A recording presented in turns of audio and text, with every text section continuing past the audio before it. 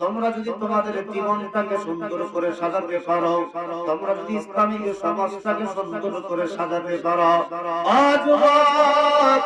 এক নাম্বার তোমার চরিত্রটাকে সুন্দর করতে হবে, তোমাকে আল্লাহর বিধান মানতে হবে।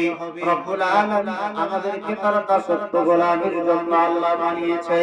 আল্লাহ বলেন, ওয়া মা খালাকুতুম জিন্না ওয়াল ইনসা ইল্লা লিয়াবুদুন।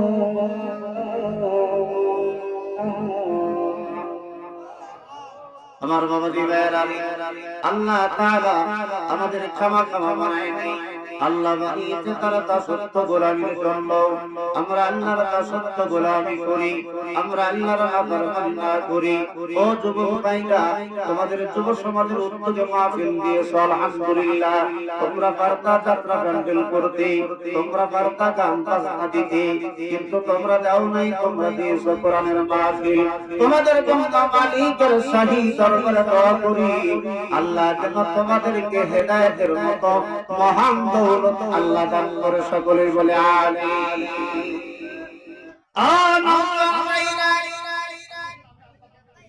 তোমরা যদি তোমাদের সমাজ সুখ্যাতি ধরে রাখতে চাও, এই এলাকার যুবকদের চরিত্রটাকে আগে ভালো বানাইতে হবে।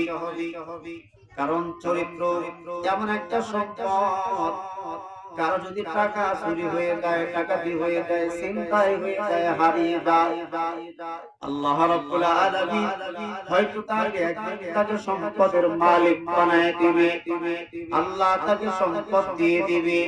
কিন্তু চরিত্র যদি কারো নষ্ট হয়ে যায়, বুকে হাত দিয়ে জিন্দেগি ভরা কান্না করলে এই চরিত্রটা আর কিন্তু ফিরে আসবে না। সম্পদ হারায় গেলে সম্পদ পাওয়া যায়, কিন্তু চরিত্রটা নষ্ট হয়ে গেলে কিন্তু ওই পবিত্র চরিত্র কিন্তু আর ফিরে আসে না।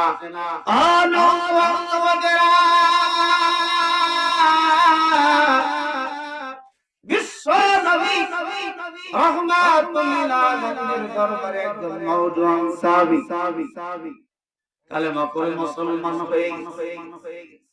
নবীর এই সাহাবী নবীর কাছ থেকে কালেমা পড়ে যখন বাড়ির দিকে রওনা করছে, মরুভূমির পথ, সন্ধ্যা গড়িয়ে আসছে, সূর্য ডুবে যাবে, ফাঁকা ময়দান। এমন সময় ওই রাস্তা দিয়ে একজন যুবতী মেয়ে যায়। যুবতী মেয়ে সন্ধ্যার আগ মুহূর্তে ফাঁকা জায়গা, মরুভূমির ভিতরে কেউ নাই। যুবতীর ভিতরে মনে বড় ভয় লেগে গেল। না জানি যুবক আমার চরিত্রটাকে না জানি হরণ করে, আমার চরিত্র না জানি লঙ্ঘন করে, আমার নারীর সম্ভ্রম না জানি যুবক আমার লঙ্ঘন করে নিয়ে যায়।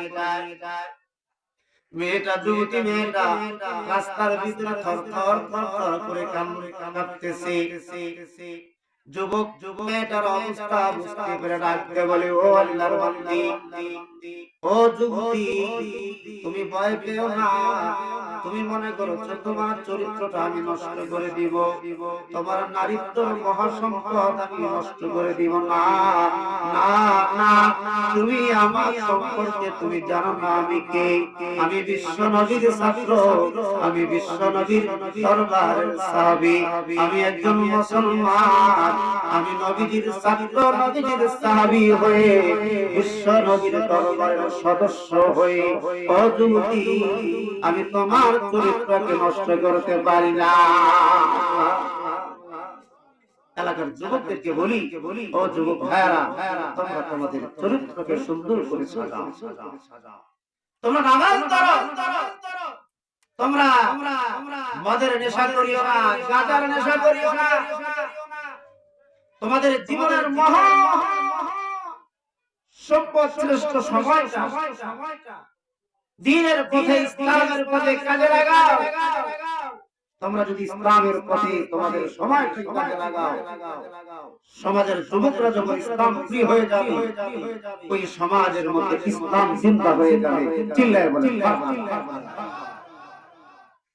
যুবক ছেলেদের চরিত্র যদি ভালো হয়ে যায়, এলাকার মা বোন নিরাপদে থাকবে, এলাকার মা বোনের চরিত্রের ক্ষয়ক্ষতি হবে। এই মাহফিল দিয়ে যুবকরা যদি নামাজ না পড়ে, ওরা যদি ওদের চরিত্র ভালো না করে, তাহলে এই মাহফিলের সার্থকতা হবে না। এই যুবকের দ্বারা মাহফিল দেওয়ার চেয়ে এই যুবকের দ্বারা বদনাম বেশি হবে সবার। কথা বলেন ঠিক না? ঠিক না? একজন নওজোয়ান যুবক একজন গরীব ধনট্ট ব্যক্তির বাড়ির রাখাল। এই রাখাল ওই বাড়িতেই কাজ কাম করে, ওই বাড়িতেই থাকা খাওয়া করে। কিন্তু বাড়ির মেয়ে সাহেবের একটা কন্যা হয়েছে, মেয়ে সন্তান। রাখালকে বলছে, রাখাল রে তুই যা আমার জন্য একটু আগুনের ব্যবস্থা কর। এখন তো আমাদের বাড়িতে গ্যাস লাইট অভাব নেই। আগের যুগে তো এরকম আগুনের ব্যবস্থা বাড়ি বাড়ি ছিল না। রাখাল গেছে আগুন বাড়ির থেকে গেট থেকে বের হচ্ছে, আগত একজন পথিক ডাকতে বলে, রাখাল কই যাও? বলে কই যাবো, আমার একটু আগুনের প্রয়োজন। এই বাড়ির মেয়ের সাহেব একটা মেয়ে সন্তান হয়েছে, তার আগুনের প্রয়োজন, একটু আগুন আমার জন্য আমি চাইতেছি, দেখি কোথায় আগুন পাই কিনা। বলে কি হয়েছে? বলে মেয়ে সন্তান। বলে এই মেয়েটা বড় হবে,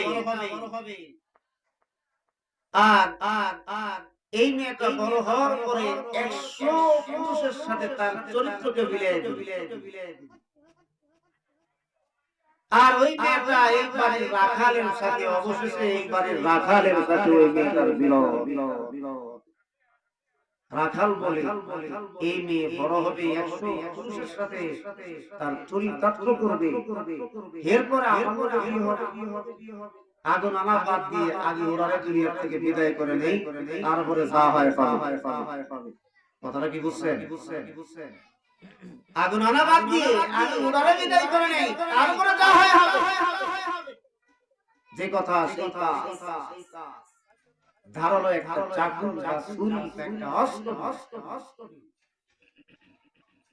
ধারালো একটা দা নিয়ে এই নবজাত শিশু মেয়ের পেটে এত জোরে একটা কোপ দিছে। যুবকের আঘাতে মেয়েটার নারী বুড়ি সব বের হয়ে গেছে। যুবকের চিন্তা হলো মনে হয় মেয়েটি মারা গেছে, এ আর বেঁচে নাই, এ আপদ দূর হয়ে গেছে। এখন আমি নিজেকে বাঁচানোর চেষ্টা করি, নইলে পুলিশের হয়রানি, পুলিশের মামলা খেতে হবে। আর একবার ছেলে গেলে ধনী মানুষ রিমান্ডে টাকা দিয়ে কত পিটান পিটাইবো আমারে, আগে নিজের জান বাঁচাই। এই আপদ দূর হইলো। যুবকের থিওরি ধারণা হলো নবজাত শিশু মারা গেছে, কিন্তু বাঁচানোর মালিক কে? আসতে বলেন না বাড়ি থেকে বলে দিয়েছে, বলে যা কিছু কইও না। বাঁচানোর মালিক কে? এটাই হলো ওয়াজে আসার দ্বারা কোরআন। এগুলি ওয়াজের কোরআন। এগুলোর দ্বারা আমলের বানানোর কাজ হয়, আর আমলের বানানোর কাজ হইলে ঈমান অটোমেটিক বেড়ে যায়। চিল্লায়ে বলেন সুবহানাল্লাহ। যুবক নিজেকে সেভ করার জন্য, নিজেকে বাঁচানোর জন্য যুবক তার মাতৃভূমি, তার স্বদেশ, তার আপন দেশ থেকে পালিয়ে এই যুবক প্রবাস জীবন চলে গেছে, পরদেশে যুবক চলে গেছে। তার কারণ হলো ওই নবজাত মেয়েটার একটা কোপ দিয়ে পেটের নারী বুড়িটা ছিল সব বের হয়ে গেছে। এই মেয়েটা মারা গেছে, ওর আপনজন পাইলে আমারে কিন্তু ছাড়বে না, আমারে কিন্তু ছাড়বে না। যুবক আপন দেশ থেকে চলে অন্য রাষ্ট্রে চলে গেছে। যুবক দীর্ঘদিন সেই দেশে রুজি রোজগার করার পরে অনেক টাকা অনেক পয়সা নিয়ে যুবক যখন দেশে আসছে, আসার পরে যুবক সুন্দর করে মনোরম একটা বাড়ি বানাইছে। এবার যুবক সুন্দর একটা বাড়ি বানানোর পরে এলাকার মানুষগুলোকে অফার দিল, আমার একটা সুন্দর নারীর দরকার, আমার একটা চরিত্রবান বড়মা সুন্দরী একজন মেয়ে আমার স্ত্রী হিসাবে দরকার। দাদার কাছে বলে, দাদির কাছে বলে, নানার কাছে বলে, নানির কাছে বলে, আপনজনদের কাছে বলে, বন্ধু বান্ধবদের কাছে বলে, তোমরা বড়মা সুন্দরী দেখে আমার একটা বিবাহের ব্যবস্থা করে দাও। দীর্ঘদিন প্রবাদ জীবন করে অনেক পয়সা উপার্জন করে সুন্দর বাড়ি বানালাম, সুন্দর একটা নারীর প্রয়োজন। এবার যুবকের জন্য মেয়ে দেখা শুরু হয়ে গেল। আমার বাবাজি ভাইরা রে, আমরা তো ছেলে বিয়ে করার আগে আগে আমরা পুত্রবধূ দেখতে চাই। আগে ওলামায়ে কেরামের কাছ থেকে জেনে নিবে ছেলে বিবাহ দেওয়ার আগে করার আগে পুত্রবধূ দেখা যায় আছে কিনা। ছেলে বিবাহ করার আগে পুত্রবধূকে আমাদের মুরব্বিরা দেখতে যায়, খুব মজা করে পুত্রবধূ দেখে। ও আমার বাবাজি ভাইরা, ছেলে বিবাহ করার আগে পুত্রবধূকে দেখা যায় না। ভুল কিছু বলছি? ওলামায়ে কেরাম, ছেলে বিবাহ দেওয়ার আগে পুত্রবধূকে আপনি দেখতে পারবেন না। মেয়েটারে যদি দেখতে হয় ছেলে দিয়ে দেখাবেন, আপনার স্ত্রী দেখবে, আপনার মেয়ে দেখবে। এবার যুবকেরা জন্য এলাকায় এলাকায় মহল্লা মহল্লায় পাড়ায় পাড়ায় এক গ্রাম থেকে আরেক গ্রাম, এক পাড়া থেকে আরেক পাড়া যখন মেয়েটাকে শুরু হয়ে গেল, কিন্তু সুন্দরী ভালো মেয়ে ভালো পাত্রী পাওয়া যায় না। একজন বৃদ্ধা নারীর কাছে যুবকটা আক্ষেপ করে বলে, আমি দীর্ঘদিন প্রবাদ জীবন কাটাইলাম, দেশে আসলাম, সুন্দর মনোরম একটা বাড়ি বানাইলাম, এখন একটা ভালো মেয়েকে বিবাহ করে সংসার করব, কিন্তু এত খোঁজাখুঁজি করার পরে আমার ভাগ্যে বুঝি সুন্দরী ভালো মেয়ে বুঝি আমার ভাগ্যে জুটল না।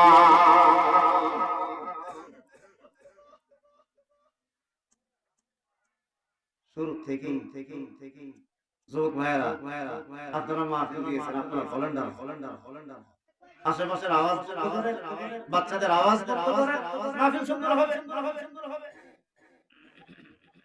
এবার আক্ষেপ করে দুঃখ করে বলে না, ভাগ্যে বলি আমার বিয়ে শাদী নাই। বুড়ি ডাকতে বলে, কে বলছে তোমার ভাগ্যে বিয়ে নাই?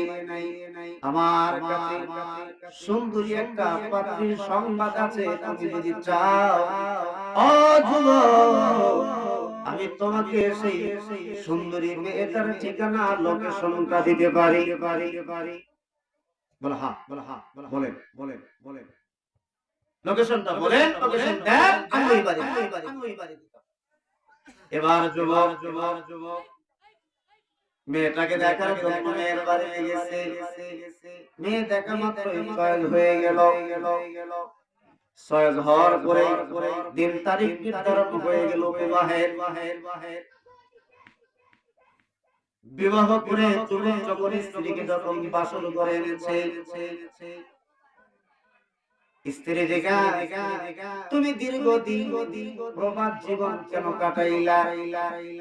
তারপরে বাড়িতে আসলা, বাড়ি করলা, বিবাহ করলা, তার কারণ কি?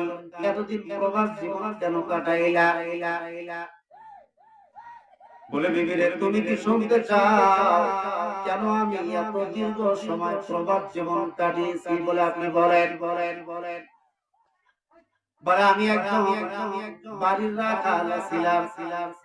রাখালের একটা নবজাত শিশু সন্তান যেদিন জন্মগ্রহণ করে, আমি গিয়েছিলাম আমার জন্য পথিক আমাকে এমন একটা দুঃসংবাদের মেসেজ দেয়, এই মেয়েটা যখন বড় হবে 100 পুরুষের সাথে তার চরিত্রটাকে বিলিয়ে দিবে, অবশেষে ওই মেয়ে নাকি আমার স্ত্রী হবে।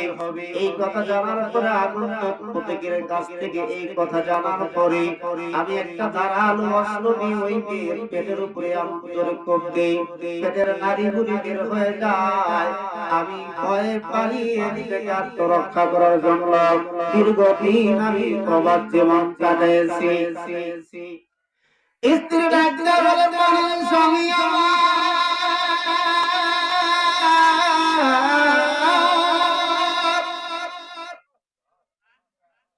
আপনি যেই মেয়ের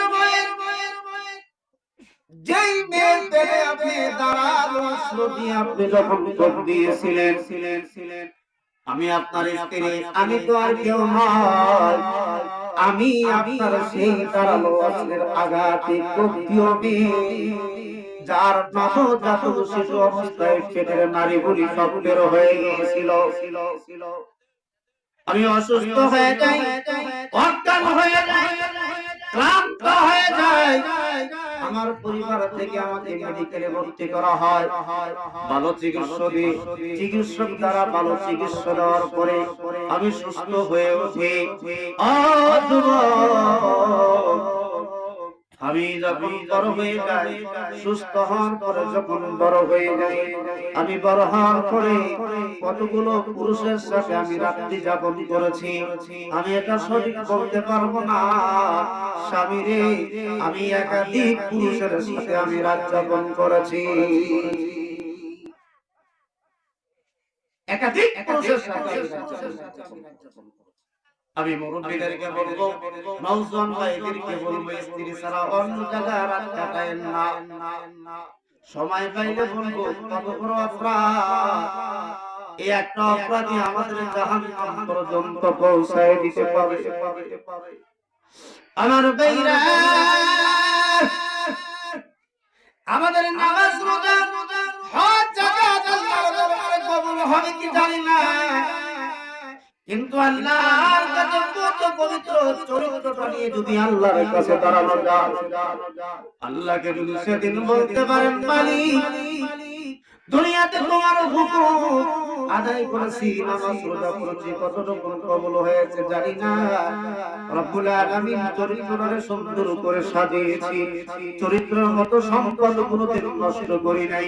আল্লাহ এই দেখো, রব্বুল আলামিন সেই হাসরের দিনে, বিচারের দিনে রব্বুল আলামিন তার বান্দার পুত পবিত্র চরিত্র থাকার কারণেও আমার আল্লাহ তার বান্দা বান্দিকে ক্ষমা করে দিয়ে আমার আল্লাহ মাফ করে দিতে পারে।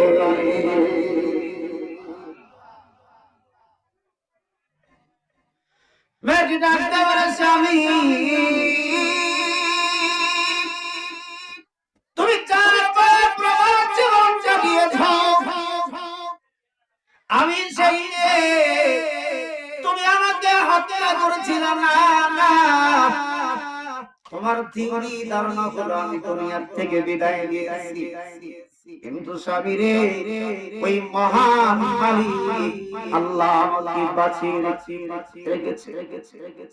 কিন্তু আগন্তুক কথি আরেকটা মেসেজ এই যুবককে দিয়েছিল, যুবক মেয়েটা বড় হওয়ার পরে 100 পুরুষের সাথে রাত যাপন করবে, আর মেয়েটা বড় হওয়ার পরে রাখালের স্ত্রী হবে, আর এই মেয়েটা ওই রাখালের স্ত্রী হওয়ার পরে সাধারণ একটা মাকড়সার স্ত্রী আর ওই পরমা সুন্দরী মেয়েটা বিদায় দিবে।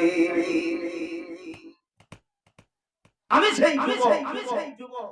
তাহলে তুমি একাধিক পুরুষের সাথে রাত যাপন করেছো, অবশেষে আমার সাথে তোমার বিয়ে হলো, আর একটা জিনিস বাকি আছে, সেটা হলো তোমার মৃত্যুবরণ করা।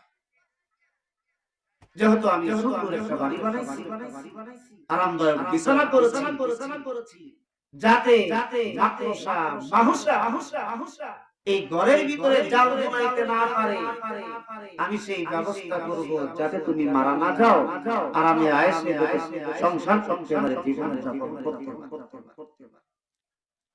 একদিন স্বামী স্ত্রী রাত্রিতে খাওয়া পরে মধু প্রেমের আলাপে দুইজন মাত্র। স্বামী বলে, যদি মারা যাও কি অবস্থা হবে, তুমি কিন্তু মশুরি ছাড়া ঘুমায় না, তোমার মৃত্যু কিন্তু মাকড়সার জালে, মাকড়সার আক্রমণে, মাকড়সার বিষক্রিয়া তুমি মারা যাবে। একদিন স্বামী স্ত্রী মধুর আলাপে লিপ্ত, এমন সময় মশারির নিচে বসা আছে, একটা মাকড়সা ঘরের মধ্যে জাল বুনায় আর লাফ করতেছে, ডিগবাজি খেলছে। মেয়েটা কৌতূহল বশত বলে, এই মাকড়সায় বলে মৃত্যু হবে। ওনারে ঝাড়ু দিয়ে বাইরে ফাঁসে ধরায়া পা দিয়ে বিদ্যা আঙ্গুল দিয়ে ওটা দশা দেওয়ার সাথে সাথে ওই মাকড়সার বিষক্রিয়া তার বৃদ্ধ আঙ্গুল দিয়ে প্রবেশ করে পুরো মাথার উপরে কাজ করে।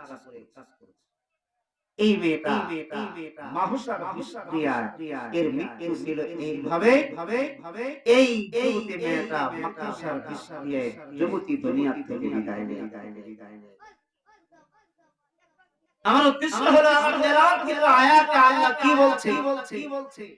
আল্লাহ বলে বিসমিল্লাহির রাহমানির রাহিম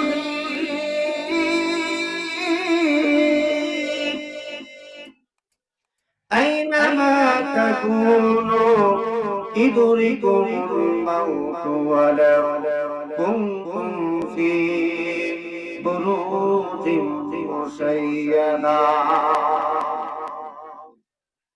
আল্লাহ বলে তোমরা পৃথিবী যেখানে থাকো না কেন, তোমরা পৃথিবী যে কোনো জায়গায় থাকো না কেন, স্থল ভাগে থাকো আর জল ভাগে থাকো, আসমানে থাকো আর চাঁদের দেশে থাকো, তোমরা যেখানেই থাকো না কেন মৃত্যু তোমাদেরকে পাকড়াও করবে।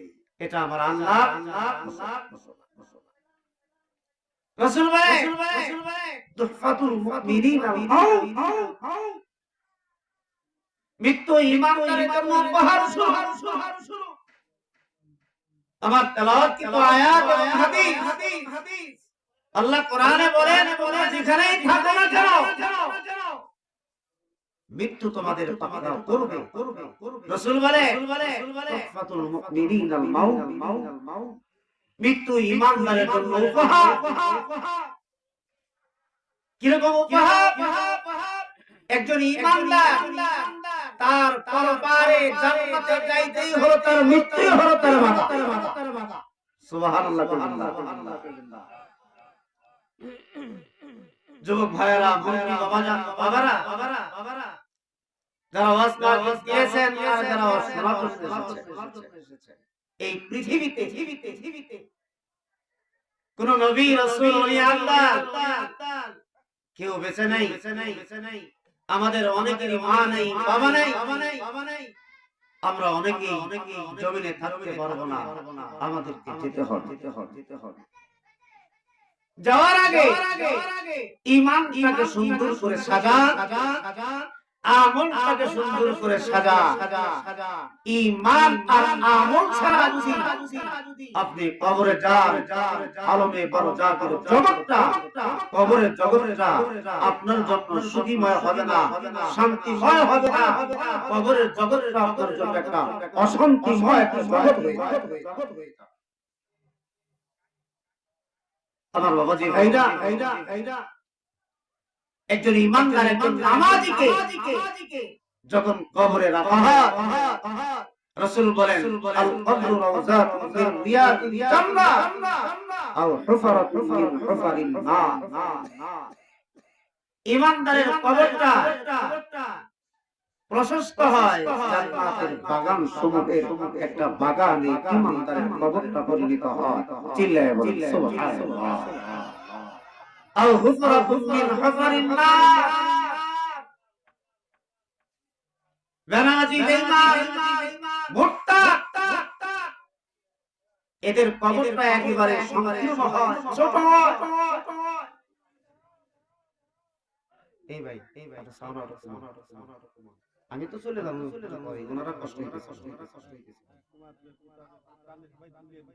দেখছেন ইজায় মুসলিম হারাম, মুসলমানকে কষ্ট দেওয়া হারাম।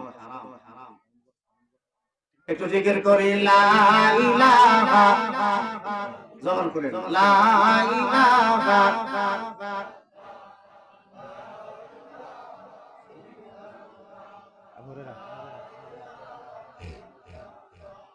লা ইলাহা ইল্লাল্লাহ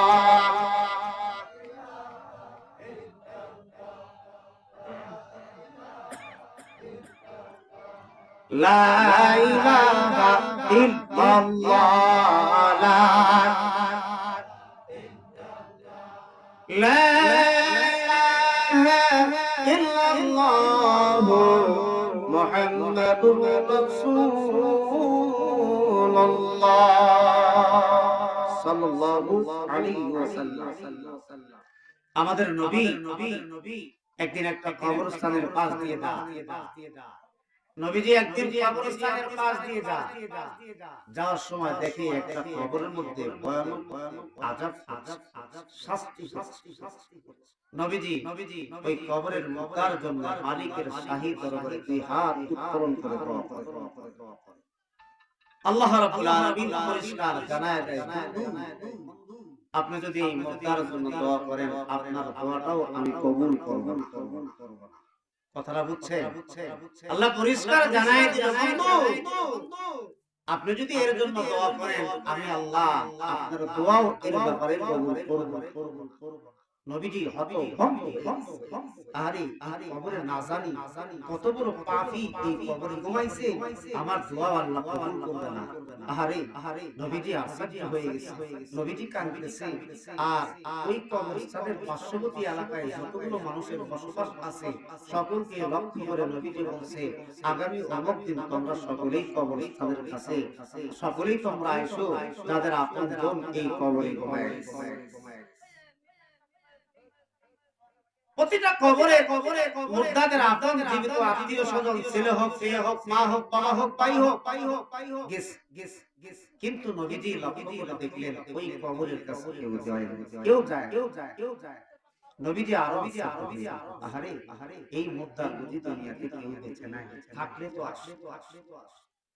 আমার নবী তাকায় দেখে একজন মৃত নারী লাঠির উপরে পড়ে দিয়ে অসুস্থ মানুষ, দুর্বল মানুষ কাঁদতে বুড়ি মানুষটা কবরস্থানের দিকে আগায়। নবী আমার অপেক্ষায় আছে এই বুড়া মানুষটি মৃত নারী কাঁদতে অসুস্থ শরীর নিয়ে কবরস্থানের দিকে আসে, না জানি কবর তলার কেউ হবে, এই কবরে কেউ ঘুমায় আছে, না জানি তার কেউ হবে। নবী আমার রাস্তার দিকে তাকায়া বুড়িকে দেখে, বুড়ি অসুস্থ শরীর নিয়ে আস্তে আস্তে কবরস্থানের সাইডে এসে বুড়ি যখন দাঁড়ায় গেল, নবী আমার জিগায়, বুড়িমা তুমি কবরস্থানে আসলাই, কবরের মধ্যে কে ঘুমায়? বুড়ি ডাকতে বলে, ইয়া রাসূলুল্লাহ, ইয়া হাবিবাল্লাহ, ওগো নবীজি এই যে কবরটা দেখতেছেন এই কবরের মধ্যে আমার পরিজন যারা বাসা তুমি কবরের মধ্যে ঘুমায়। নবী আমার ডাকতে বলে, বুড়িমা